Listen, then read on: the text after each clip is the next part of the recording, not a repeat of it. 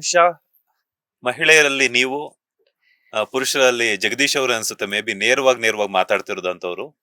ಅದ್ರ ಜೊತೆಗೆ ಈಗ ನೀವಿಬ್ರು ಎಲಿಮಿನೇಟ್ ಆದ್ಮೇಲೆ ರಜತ್ ಅವ್ರು ಬರ್ತಿದ್ದಾರೆ. ರಜತ್ ಅವ್ರು ಖುಷಿ ಆಗತ್ತೆ ನಂಗೆ. ಸೊ ಹೌದು. ಅದೇ ಒಂದು ನೇರ ನುಡಿನೇ ನಿಮಗಾಗಿರ್ಬೋದು ಜಗದೀಶ್ ಅವರಾಗಿರ್ಬೋದು ಹೊರಗಡೆ ಬರೋದಕ್ಕೆ ಕಾರಣ ಆಯ್ತಾ ಅಂತ. ಆಗಿದ್ರು ಏನಾಗುತ್ತೆ ಗೊತ್ತಾ, ನನ್ನ ಲೈಫಲ್ಲಿ ನಾನು ಹೇಗೆ ತಗೊಳ್ತೀನಿ ಅಂದ್ರೆ, ಫೈನ್, ನಾನು ಇರೋದೇ ಹಾಗೆ, ಏನ್ ಮಾಡ್ಲಿ. ಆ ಮನೆಯೊಳಗೆ ಸಸ್ಯನಾಗ್ಬೇಕು ಅಂದ್ಬಿಟ್ಟು ನಾನು ಡ್ರಾಮಾಗಳು ಮಾಡ್ಕೊಂಡು ಇದು ಮಾಡ್ಕೊಂಡು ಮುಖವಾಡಗಳು ಹಾಕೊಂಡು ಒಂದಿನ ಇರ್ಬೋದು 2 ದಿನ ಇರ್ಬೋದು. ಈಗ ಮುಖವಾಡ ಹಾಕೊಂಡವ್ರದ್ದು ರಜತ್ ಅವ್ರು ಕಳ್ಸಿದಾರ ಖಂಡಿತವಾಗ್ಲು ಅಲ್ವಾ. ಹೊರಗಡೆ ಒಂದಿನ ಬಂದೇ ಬರುತ್ತಾ.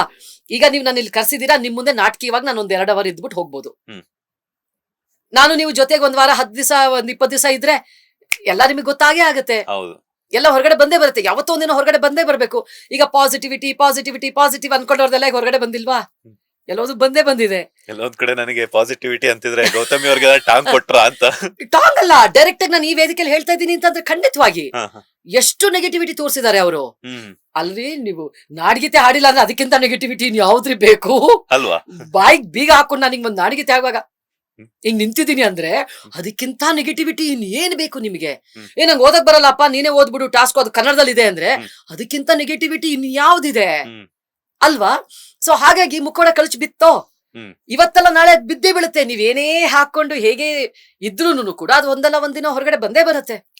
ಸೊ ಆ ರೀತಿಯಾಗಿ ಇರಕ್ ಸಾಧ್ಯನೇ ಇಲ್ಲ. ಈಗ ಹೊರಗಡೆ ಬಂದಿರ್ಬೋದು ನಾನು, ನೋ ರಿಗ್ರೆಟ್ಸ್, ಖಂಡಿತವಾಗಿಯೂ ರಿಗ್ರೆಟ್ಸ್ ಎಲ್ಲ. ಇನ್ಫ್ಯಾಕ್ಟ್ ಏನ್ ಗೊತ್ತಾ, ಆ ಮನೆಯಿಂದ ಹೊರಗಡೆ ಬಂದು ಕಾರಲ್ಲಿ ಕೂತ್ಕೊಳ್ಳೋದು ಅಷ್ಟರಲ್ಲೇ ನಂದಾಗ್ಲೇ ನೆಕ್ಸ್ಟ್ ಏನ್ ಪ್ಲಾನ್ ಶುರುವಾಗಿತ್ತು.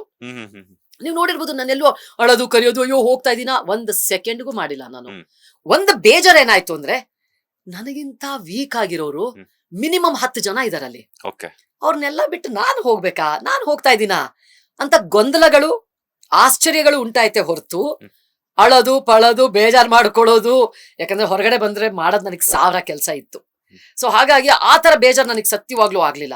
ಬಟ್ ಗೊಂದಲ ಖಂಡಿತವಾಗಿ ಉಂಟಾಯ್ತು. ನನಗಿಂತ 1 ವಾರ ಪೂರ್ತಿ ಬಾಯಿನೇ ಬಿಚ್ಚದೇ ಇರೋರು, ಮೂಲೆಯಲ್ಲಿ ಕೂತಿದ್ದವರು, ಗಾಬರಿಯಾಗಿ ಕೂತಿದ್ದವರು, ಹೆದರ್ಕೊಂಡು ಕೂತಿದ್ದವ್ರು ಅಷ್ಟು ಜನ ಇದಾರೆ. ಅವ್ರನ್ನೆಲ್ಲ ಬಿಟ್ಟು ನಾನು ಹೊರಗಡೆ ಬರ್ಬೇಕಾಯ್ತಾ, ಆ ಗೊಂದಲ ಇತ್ತು ಅಷ್ಟೇ. ಬಿಟ್ರೆ ಈಗ್ಲೂ ಅದೊಂದೇ ಗೊಂದಲ ಇರೋದು.